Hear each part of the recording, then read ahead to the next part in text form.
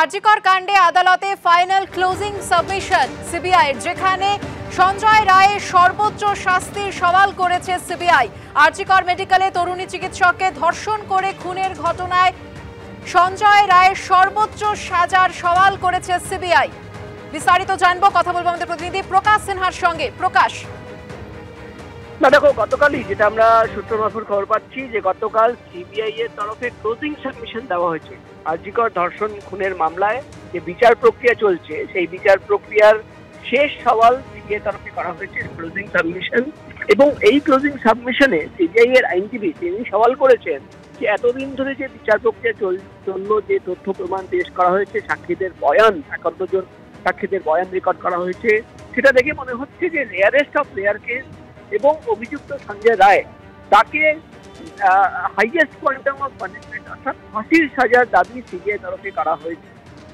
এবং সিবিআই এর আইনজীবী তরফে সওয়াল করা হয়েছে যে যেভাবে ডিউটিরত একজন চিকিৎসককে ধর্ষণ করে খুন করা হয়েছে, সেটা কিন্তু দেখে মনে হচ্ছে যে রেয়ারেস্ট অফ রেয়ার কেস, তাই সঞ্জয় রায়কে সর্বোচ্চ সাজা দেওয়া হোক।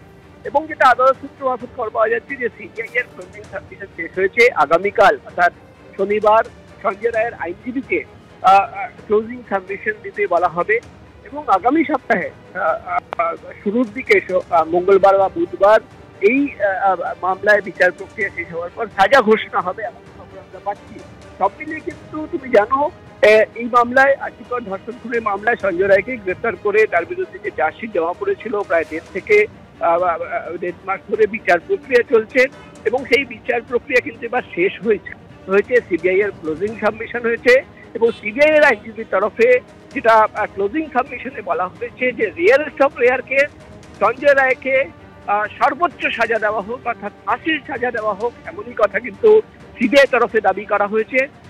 এবং আদালত সূত্র মারফত খবর পাওয়া যাচ্ছে যে শনিবার দিন সঞ্জয় রায়ের আইনজীবী ক্লোজিং সাবমিশন পেশ করা হবে আইনজীবী তরফে এবং তারপরেই কিন্তু আগামী সপ্তাহে মঙ্গলবার বা বুধবার দিন আদালত যেটা ঠিক করবেন, বিচারক ঠিক করবেন, সেদিনই কিন্তু আরজিকর ধর্ষণ খুনের মামলায় সাজা ঘোষণা হবে, এমনই খবর আমরা আদালত সূত্র মারফত জানতে পারছি।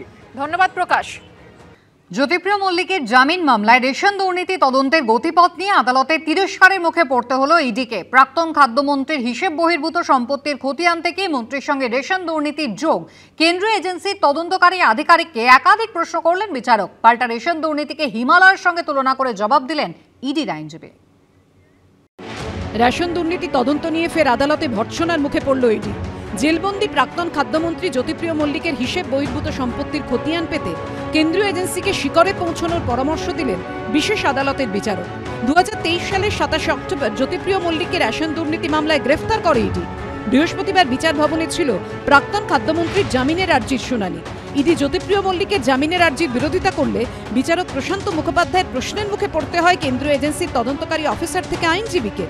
যেখানে অ্যালিগেশনটাই হচ্ছে যে শর্ট সাপ্লাই হয়েছে, নাকি ঠিকঠাক করে সাপ্লাই হয়নি এই ফুড গ্রেনসগুলো, সেরকম কোনো রিটেলারের এক্সামিনেশন ওনারা করেনি, তাদেরকে কোনো উইটনেস হিসেবে সাইট করেনি।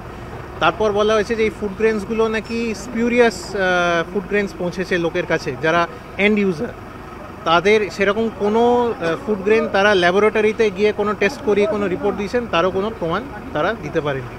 এই কোয়েশ্চেনগুলো কোর্টের থেকেই ইডি ফেস করতে, এই তিনটে অ্যাসপেক্টে ওনারা কিন্তু না তো কোনো রিপোর্ট প্রডিউস করেছে, না কোনো বেনিফিশিয়ারিকে এক্সামিন করেছে, আর নাই কোনো ওই রিটেলারকে এক্সামিন করেছে। রেশন দুর্নীতির উৎসের কথা জানতে চেয়ে ইডি স্পেশাল কোর্টের বিচারক প্রশ্ন করেন, নদিয়ার যে এফআইআর থেকে এই সংক্রান্ত তদন্ত শুরু হয়েছিল সেখানে চুরির অভিযোগ ছিল, সেটাকে কেন দুর্নীতি বলে উল্লেখ করা হচ্ছে? এর আগের শুনানিতে ইডির তরফে আদালতে দাবি করা হয় রেশন দুর্নীতি তদন্তে একাধিক সরকারি নথি এবং সরকারি অফিসারের সিল পাওয়া গিয়েছে। সেই প্রসঙ্গে বৃহস্পতিবার বিচারক প্রশ্ন করেন, যদি দুর্নীতি হয় তাহলে আজ পর্যন্ত ওইসব সরকারি অফিসারকে জিজ্ঞাসাবাদ করেননি কেন? যারা রেশন কম পেয়েছেন বলে অভিযোগ করেছেন তাদের সঙ্গে কি কথা বলেছিলেন? জবাবে কেন্দ্রীয় এজেন্সির তদন্তকারী অফিসার বলেন, আমরা চুরির তদন্ত করতে গিয়ে রেশন দুর্নীতি সংক্রান্ত প্রচুর নথি পেয়েছি, সেই সব খতিয়ে দেখা হচ্ছে। সেই সঙ্গে ইডির আইনজীবী বলেন, বিভিন্ন লাইসেন্সিং দোকান থেকে রেশন সামগ্রীর একাধিক বস্তা পাওয়া গেছে, অথচ বস্তা চুরির কোনো অভিযোগ হয়নি। জ্যোতিপ্রিয় মল্লিকের নির্দেশেই গোটা চক্র কাজ করছিল বলে দাবি করা হয় কেন্দ্রীয় এজেন্সির তরফে। একথা শুনে বিচারক প্রশ্ন করেন, ডিস্ট্রিবিউটর বা মিল মালিক যদি চুরি করে থাকেন তাহলে মন্ত্রী কিভাবে যুক্ত হলেন? মেনে নিলাম ব্যবসায়ী বাকিবুর রহমানের থেকে জ্যোতিপ্রিয় মল্লিকের আত্মীয়দের অ্যাকাউন্টে টাকা ঢুকেছে, কিন্তু সেই টাকা যে রেশন দুর্নীতিরই তার প্রমাণ কোথায়? অন্য কোনো দুর্নীতির টাকাও তো হতে পারে। এরপরই বিচারক বলেন, আপনারা শিকড়ে গিয়ে তদন্ত করুন, গঙ্গাসাগর নয় গঙ্গোত্রীতে শুরু করুন। রেশন দুর্নীতি হলে সেটা শুরু কোথায় তা খুঁজে বের করুন। জবাবে ইডির আইনজীবী বলেন, আমরা গঙ্গোত্রী থেকে গঙ্গাসাগর নয়, গঙ্গাসাগর থেকে গঙ্গোত্রী পৌঁছানোর চেষ্টা করছি। যখন আমরা গঙ্গোত্রীর খোঁজ করতে গেলাম দেখলাম সেটা আরাবল্লী নয়, হিমালয়। দীর্ঘ সওয়াল জবাব হলেও বৃহস্পতিবার জ্যোতিপ্রিয় মল্লিকের জামিনের আবেদনের প্রেক্ষিতে কোনো নির্দেশ দেয়নি ইডির বিশেষ আদালত। 7ই জানুয়ারি মামলার পরবর্তী শুনানির দিন ধার্য হয়েছে। প্রকাশ সিনহার রিপোর্ট, এবিপি আনন্দ, কলকাতা।